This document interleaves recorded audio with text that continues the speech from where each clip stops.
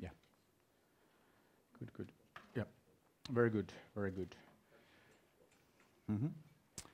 Yes, so first of all, it's great to see so many people here. So I think that's a great indication of how interesting this project is, and also kind of like indication of how important it is. And yeah, I think that I couldn't agree more with what was already said.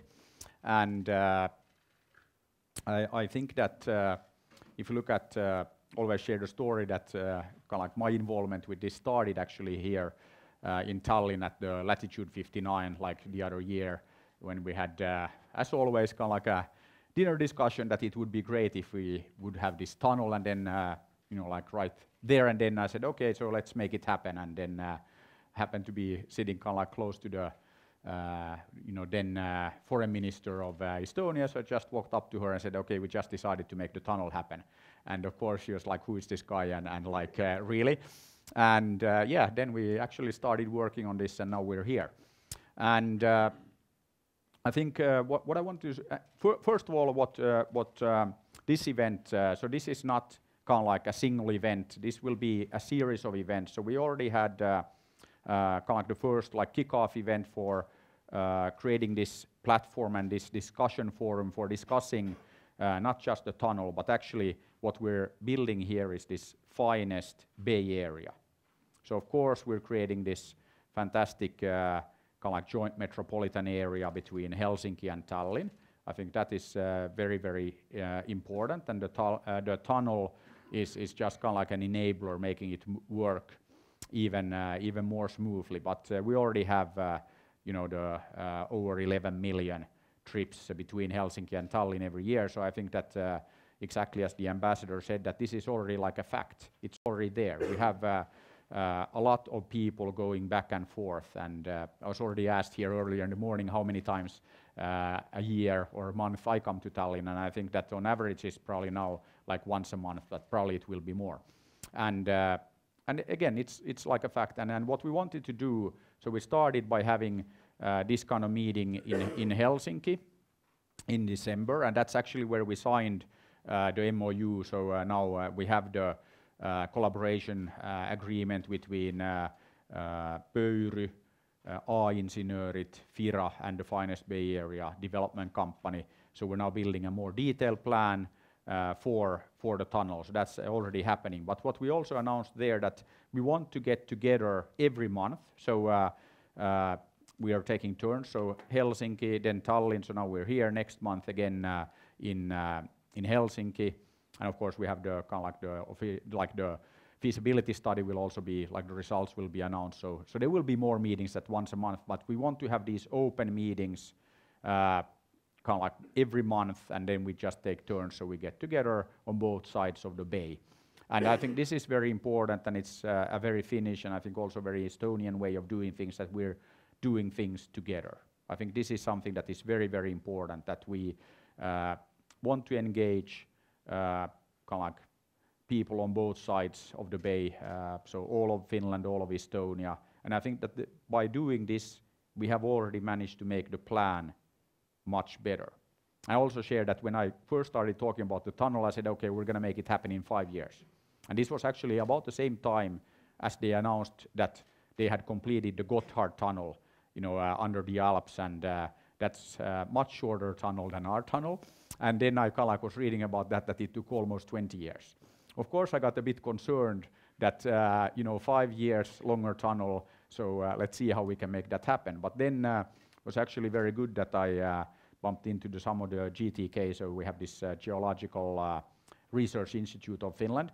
So they actually told me that it's actually very easy to do this, because we're not going under the Alps, we're actually under the sea. So we can basically do what, you know, it's commonplace in China, that we take this drilling equipment. We start, of course, from both coasts, but then we also put like islands in place there, so we can start drilling in both directions. So the plan is to drill 2 tunnels and be drilling in 6 directions at any given time. So it's actually very easy to complete the drilling in, you know, like a year or 2. So making the whole project in 5 years is actually, from a technical perspective, trivial.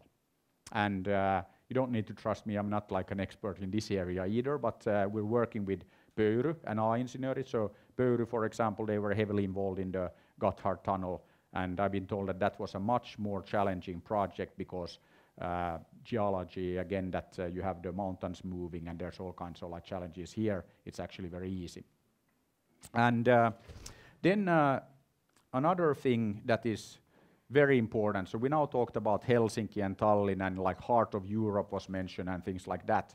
I think what is very important here that, you know, like forget about those EU and Europe maps, where in the upper right hand corner you see Estonia, and then typically you see like a small part of southern Finland, and then you kind of like get this illusion that somehow we are at the periphery. I mean, you heard there that Finland is an island. Yes, Finland is an island, but actually Helsinki and Tallinn, we are situated at a fantastic location. And I always say, I mean, I just got back from Beijing in the afternoon yesterday, you know, short flight. Typically when I got on the plane in Helsinki, you know, 6-7 hours later I'm in Beijing, 7 hours, 8 hours later I'm in Shanghai, 6 hours to Delhi. You know, so we are actually right at the center. We are at the heart of Eurasia. We have Europe on one side, all of Asia on the other side. In our home market, you know, for Finland and Estonia, we have 5 billion people. 70% of the world's population right around us. That's where we're at. So when I'm in China, actually just a very concrete example, I met with a company in Shanghai Tuesday morning, and they are making drones, and you know, for education and all of that. And then the guy was telling me that whenever he comes to Europe to go to Hamburg, where they have like some European presence, guess what? He comes through Helsinki because it's the best connection. And then we're talking there, and then he said that they're now thinking about like where they should put their European headquarters. And then I actually handed out, you know, I always carry this office or this card by the Finnish tax office in Chinese. I said that, okay, if you come to to Finland, you can set up your company all in Chinese. You know, in one day, you know, you just basically go online, it's Chinese, you can set up your company, your bank account and all of that. Done. And then, you know, explain that it's like super easy to kind of like reach all of Europe. I mean, London, Berlin, all of these places are right next door to us, short flight. So then he said, okay, of course they'll set up their headquarters in Helsinki. And I think that we can expect many, many Chinese and Asian companies when they look at Europe, which, you know, now with some people elsewhere in the world building walls, so, you know, they're like still at that stage of development. We're building tunnels. I mean, in China also they built like walls thousands of years ago, and, you know, like again, been there, done that. So now it's about connecting people and bringing people together.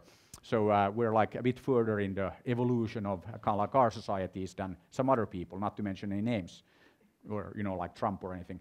But anyway, so I think this is something that is super, super important, that when I talk about this and the fact that, you know, you come to Helsinki and Tallinn, then you're like at the center of the world.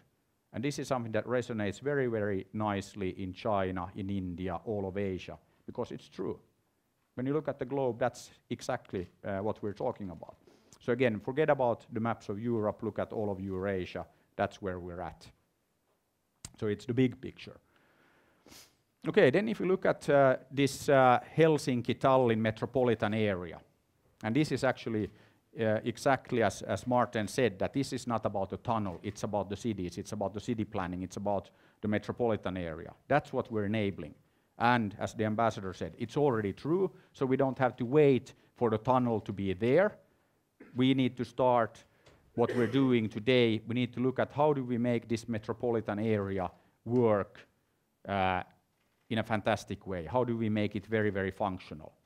And that's something that we're very good at in Finland and in Estonia, and we should do much more.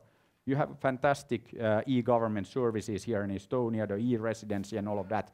It shouldn't be the Estonian e-residency. It should be the finest e-residency. It should be Finland and Estonia, Helsinki and Tallinn together. So we need to stop wasting resources on developing all kinds of things in our own little islands. Finland and Estonia need to do this together.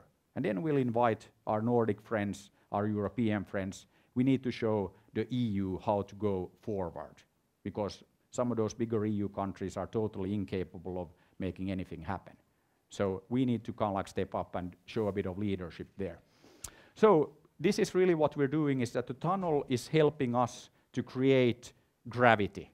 You know, we are going to attract the Chinese companies, all of the bankers that now need to escape London. They can kind of like swim here and set up offices in Helsinki and Tallinn metropolitan area. We need to make sure that we have fantastic regulation in place so that we are competitive. We need to be better than all of those guys. That's, again, something that we need to start doing now and while we're working on the tunnel project. So it's a bigger thing. We're enabling future growth. One thing here that I wanted to add is this, that if you look at now the tunnel, we are now at Ülemiste. This will most likely be the place where we have the station for the tunnel here in Tallinn. Then the next one is the island, 15 kilometers outside the coast of Helsinki, 1 square kilometer. And then we have this Otaniemi-Keilaniemi station, and then the airport station. We're actually connecting airport to airport roughly 20 minutes. So one way of looking at this is that you have the long-haul flights from Helsinki to Beijing, to Shanghai, to Delhi, to Tokyo, to Osaka, wherever in Asia. And then, you know, you land in Helsinki, get on a train, and you get to the Tallinn airport, all of the security and passport and whatever stuff happens on the train. You take the elevator up, you get on the plane here in Tallinn, and before you know it, you're in London, this little, you know, island at the outskirts of Europe. So, you know, that's kind of like what you can like see happening going forward. So we have 2 airports in the metropolitan area. So that's like pretty cool. And they're all connected, you know, like, so it's actually faster to go from the airport in Helsinki to Tallinn than it takes, you know, to change terminals at Heathrow, because we know how to do this stuff here. So, and I know that you've all been there. Or, you know, Frankfurt, you have to go through that like super long tunnel, it takes forever. And you walk, so it's, you know, like not even a train. But anyway, so what is important here, 4 stations. What we are designing there is then housing for 50,000 people around every one of the 4 stations. So we're creating housing for 200,000 additional people in this Helsinki-Tallinn metropolitan area. Why? Because we're expecting huge growth. We expect Helsinki and Tallinn to be the fastest growing metropolitan area in all of Europe. Stockholm has had that title for the last couple of years, but of course we can do better than our Swedish friends. So we need to avoid becoming the next Silicon Valley or the next Stockholm. Because guess what, if you are, you know, let's say, you know, you're an Indian or Chinese engineer, you have a fantastic job at Facebook or Google, or, you know, if you're in Stockholm, maybe Spotify, and you get paid very well. Where do you live? You live together in a small room with 11 of your Indian friends. And this is not like even a joke, that's reality. Housing is super, super expensive in Silicon Valley. It's super expensive in Stockholm. If you talk to Daniel Ek of Spotify, biggest challenge, they can't attract talent because they can't afford to live in Stockholm. So what we need to do is we need to make sure that we don't make that mistake. We need to have lots of affordable housing available, and we will be able to attract all of the talent. As a separate project, we're working on bringing 150,000 foreign university students to Finland 2020. 30,000 will come here to Estonia. Why? Because we need the talent to fuel the growth. So I've been telling everybody that, okay, if you look at Finland, last 10 years, not so much growth. Now we managed to get to 3% and some percent. So, you know, it's okay. But we need to get used to much faster growth. And I know that it will be like a new feeling for all my Finnish friends that, you know, growing the economy like much faster. But I'm sure that we will get used to that slightly uncomfortable feeling of growth. So, you know, it might, you know, feel a bit like odd, but, you know, we'll get used to it. You know, 5 to 10% annual growth. We can grow faster than China, no reason. And, you know, we can expect massive influx of people from not only China, but all of Asia. So that's what we're building here. Enabling gravity, enabling growth. Okay, I talked about the stations already, so here's some visualization.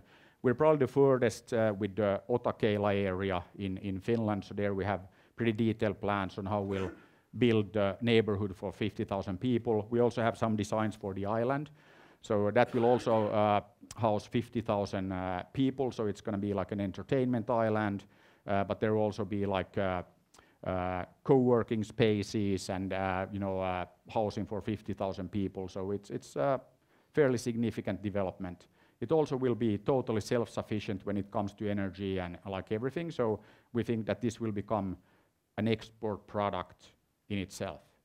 When we can use this island now to show how we can build these communities that are totally self-sustained of 50,000 people. Guess where they will need a lot of these?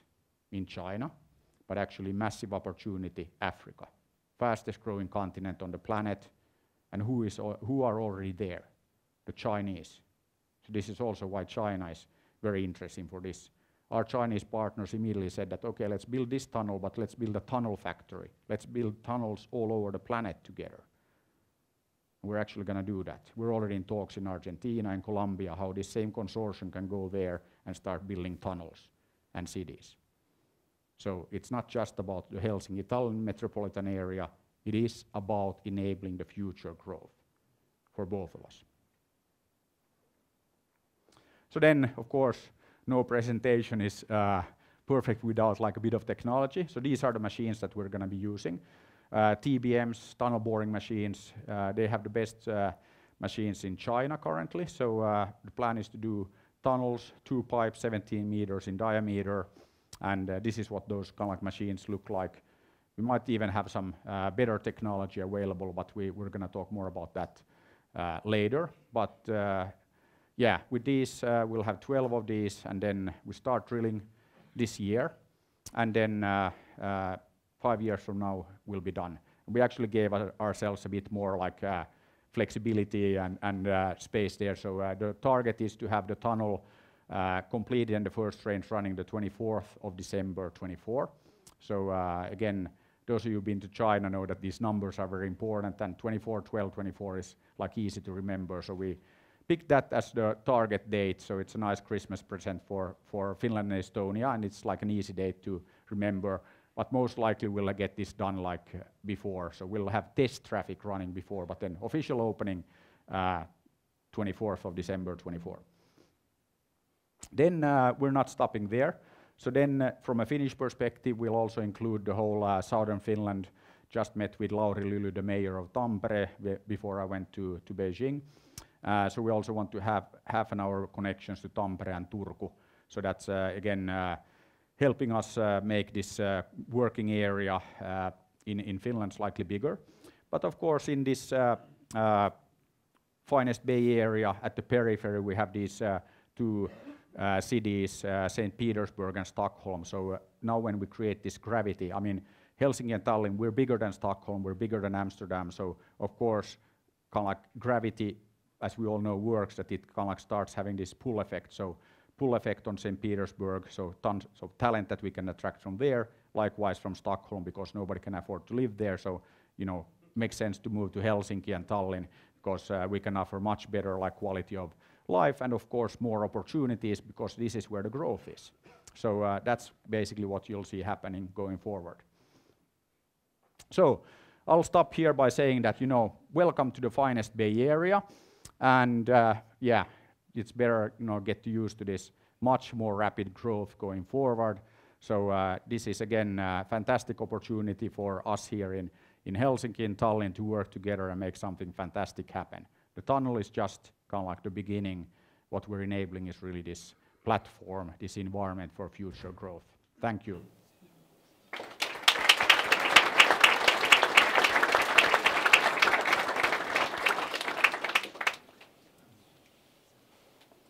Okay, and then we have like the announcement. Okay, yeah.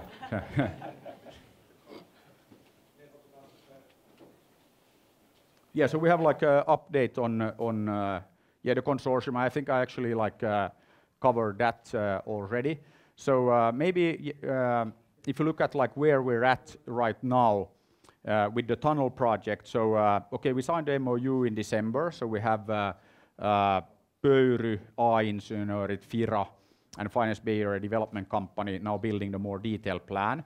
And we're expecting to present that in the next few weeks. Then one thing that was mentioned also by the ambassador was kind of like the environment. So we have already had talks since last year with the Ministry of the Environment in Finland. In fact, last week Friday we had a meeting with the minister, Kimmo Tiilikainen, and his team. So right now we're making very good progress there, and we're going to have more detail on like the environmental like permits and all of these things that we're needing to make, and we will have the same thing of course here on the Estonian side.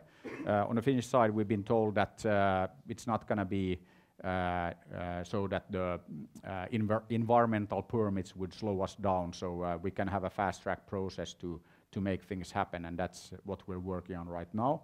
So again, we know that very aggressive schedule to start this year, but our approach here is that we want to make things happen fast, because when you do that, typically you save a lot of money. So again, the target is really to complete this in 5 years. And on the budget side, also got some questions on that before. So currently the kind of like rough estimate is that to build this will be 15 billion euros, and we expect about 70% of that funding to come from China, and then the remaining part from local, meaning kind of like Nordic, Baltic pension funds and other institutional investors. And I think that maybe the most important thing when it comes to the funding is that, and I mean this is like in any business, any startup, any project, that when you have a good business case, funding is not a problem. So we already last year worked together with the PricewaterhouseCoopers guys and did a rough kind of like business case. So the tunnel will pay for itself, just looking at the kind of like the people traffic in 37 years. So you know, it's kind of like okay for a tunnel project where we're building something for like the next 100 or 200 years. And that's something that again we're working on the funding as we speak, and don't expect any kind of like major challenges on that side. And also what was mentioned there, that yes, of course we need to have government support, but the plan is to run this as a private project, so we're not expecting funding from Finland or Estonia or the EU. We actually intend to run this as a business and as a private project, but that of course we still need to have all the required permissions. We need to integrate with the infrastructure on both sides. So I think this is something that is of course very important. On the Finnish side, next week we'll have an announcement about how we see the Finnish side of the rail network developing, and how we can improve throughput there. So we will have a presentation. Actually, we have Olli Akanen here, who has been doing a project on behalf of the Finnish Ministry of Communication and Traffic. So there's also that part, and I think we need to do the same.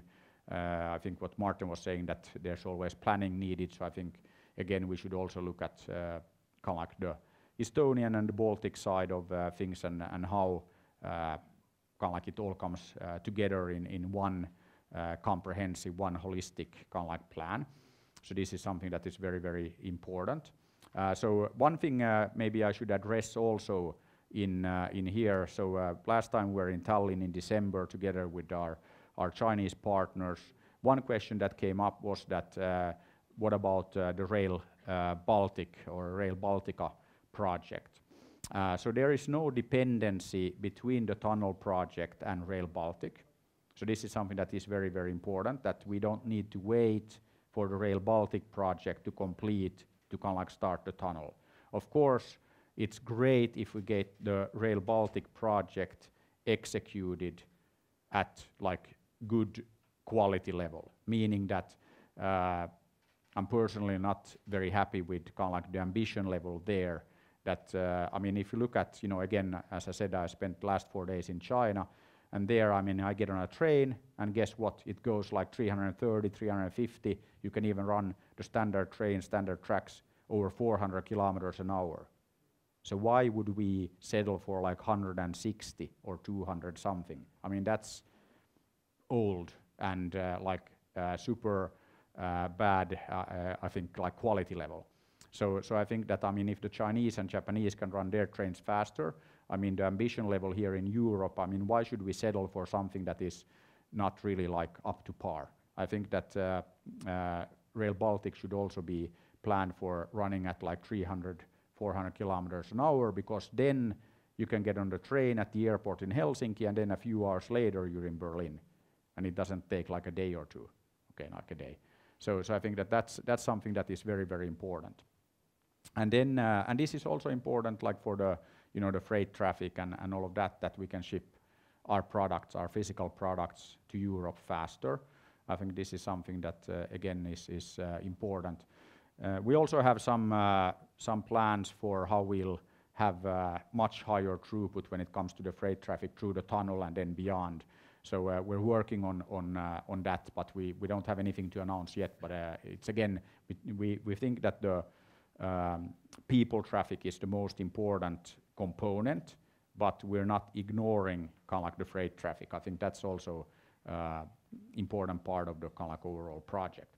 Then I think what we also wanted to talk, we saw some of the visualizations and things like that already. So we'll show some videos and all that. But one thing that we have been very open inviting partners to this project, and what we've been working with the guys from Trimble. Trimble is a big global corporation, but they acquired a company called Tekla in Finland like a couple of years ago. They are also the company that owns a tool called SketchUp that is widely used when you do this kind of like collaborative development. It was actually used to be owned by Google before, so you might have come across this SketchUp tool. And one thing that we already did as a small pilot in Finland, we actually worked with architecture school for kids and youth called Arkki. They have been running this more than 20 years. So we involved actually young children and young people in the designing of the island and the Otaniemi-Keilaniemi station. And this is something that we also want to do at scale. So we want to actually involve the young people here in Tallinn and beyond, same thing in Finland, in the design process. So make this very open, what should Ülemiste look like?